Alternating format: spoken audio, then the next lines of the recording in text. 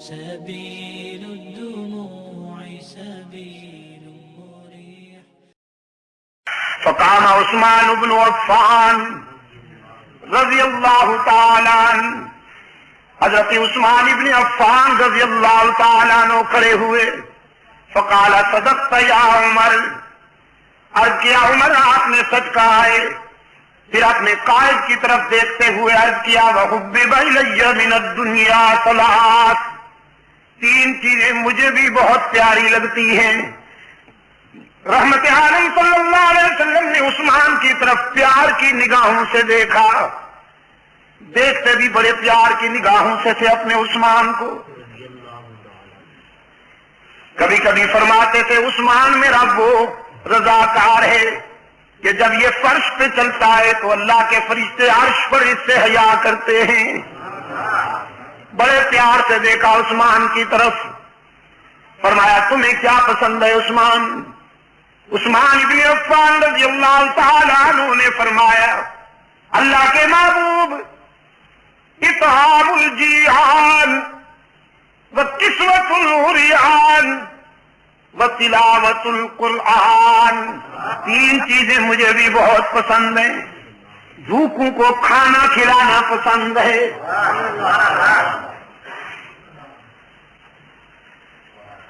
نادار اور کمزور لوگوں کو نیا لباس پہنانا پسند ہے.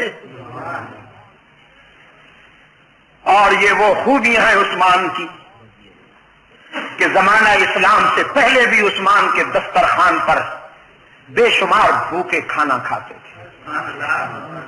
تلاش کرتے تھے کوئی نادار مل جائے، کوئی غریب الحال مل جائے کہ اس کے آنسو اپنے دامن میں لے لوں اور اپنی خوشیاں اس کے دامن میں ڈال دوں.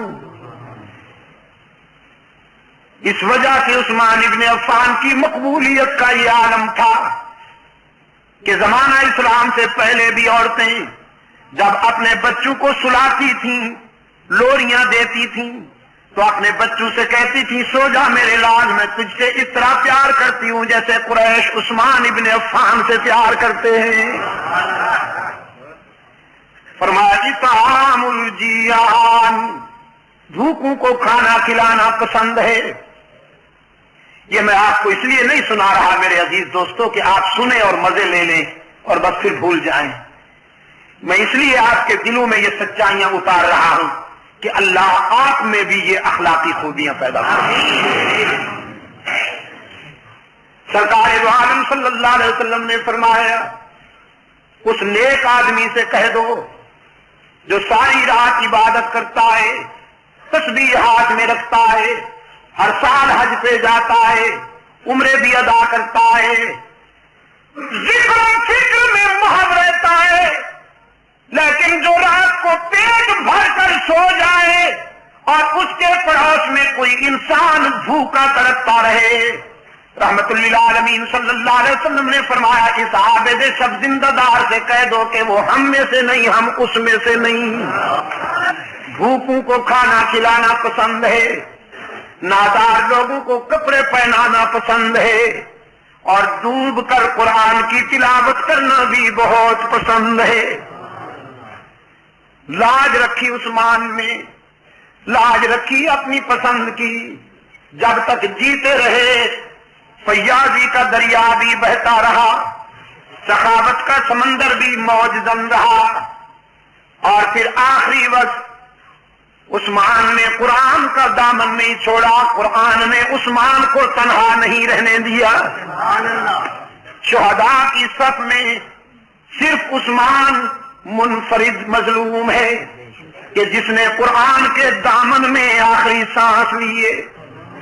40 دنوں کے محاصرے میں جب سبائی ایجنٹ یہودی غنڈے جو کہلاتے تو اپنے آپ کو اسلامی تھے کہ ہم جماعت اسلامی ہیں، کہلاتے تو اپنے آپ کو اسلامی تھے، قرآن بھی ان کے ہاتھ میں تھے، داڑیاں بھی تھیں، لیکن عثمان کو خائن کہتے تھے. عثمان کو اقربا پرور کہتے تھے، عثمان پر الزام تراشیاں کرتے تھے.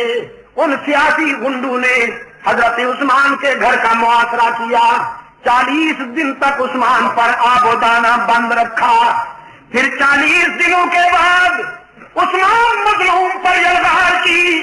حضرت علی رضی اللہ تعالی عنہ حضرت عثمان کے پاس آتے ہیں، کہتے ہیں عثمان اب آپ کی مظلومیت برداشت نہیں، آپ امیر المومنین ہیں، ہم آپ کی حکم عدولی بھی نہیں کر سکتے، آپ ہمیں اجازت دیجیے کہ ہم ان گنڈوں کو ٹھکانے لگا دیں، یہ مٹھی بھر شر پسند ہے، تقریب کار ہیں، اجازت دیجیے۔ عثمان سب کچھ سننے کے بعد فرماتے ہیں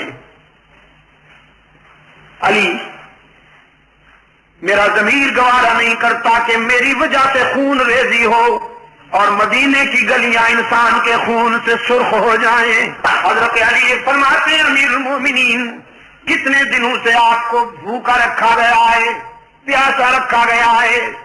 عثمان فرماتے ہیں علی بھائی آج تو پیاسا نہیں ہوں، آج تو سارے دکھ دور ہو گئے، آپ کے آنے سے کچھ دیر پہلے غنودگی کی کیفیت تھی، بے خودی کا عالم تھا، خواب میں رحمت للعالمین مسکراتے ہوئے ملے۔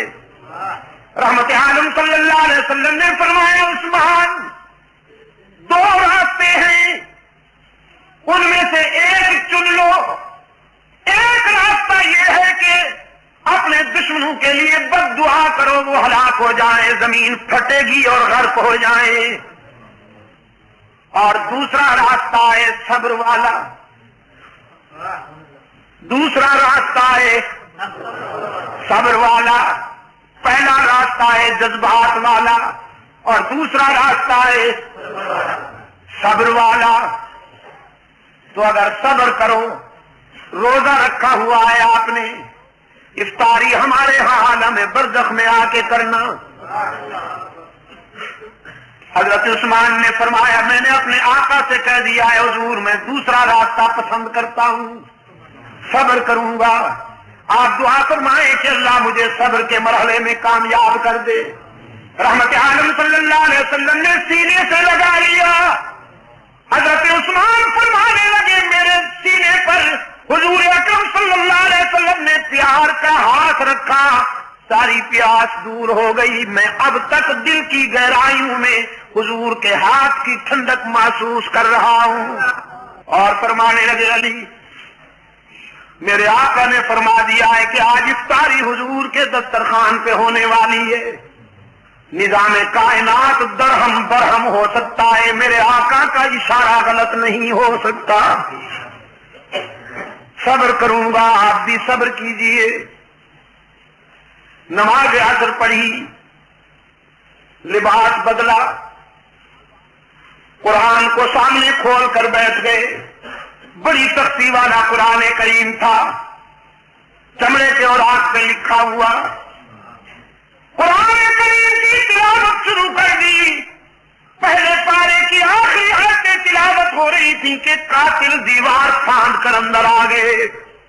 حضرت عثمان کے سینے میں انہوں نے سلاخیں اتاری، داڑھی مبارک کو پکڑ کر نوچا، سینے میں سلاخیں اتاری، گھائل ہو کر حضرت عثمان کے سینے سے خون کا فوارہ نکلا، قرآن نے اپنے ورقوں میں محفوظ کر لیا، قرآن کے ورقے خون عثمان سے رنگین ہو گئے، اور پھر جب گھائل ہو کر گرے تو عثمان قرآن ہی کے دامن میں جا گرے۔ عثمان نے قرآن کو اور قرآن نے عثمان کو سینے لگا کر یاری پکی کر لی نا۔ حشر کے میدان میں شہداء جب اللہ کی عدالت میں پیش ہوں گے، کسی شہید کی شہادت کی گواہی ریت کے ذرے دیں گے، کسی شہید کی شہادت کی گواہی تلوار کی دھار دے گی، کسی شہید کی شہادت کی گواہی خنجر دے گا، کسی شہید کی شہادت کی گواہی خون گریبان دے گا، تیر و کمان دے گا۔ عثمان وہ مظلوم ہے، اس کی شہادت کی گواہی اللہ کا قرآن دے گا۔ عثمان نے جان دے دی لیکن قرآن کا دامن نہ چھوڑا۔ اطعام الجیان و کسوت العریان و تلاوت القرآن. 3 چیزیں عثمان نے بیان کی. سبيل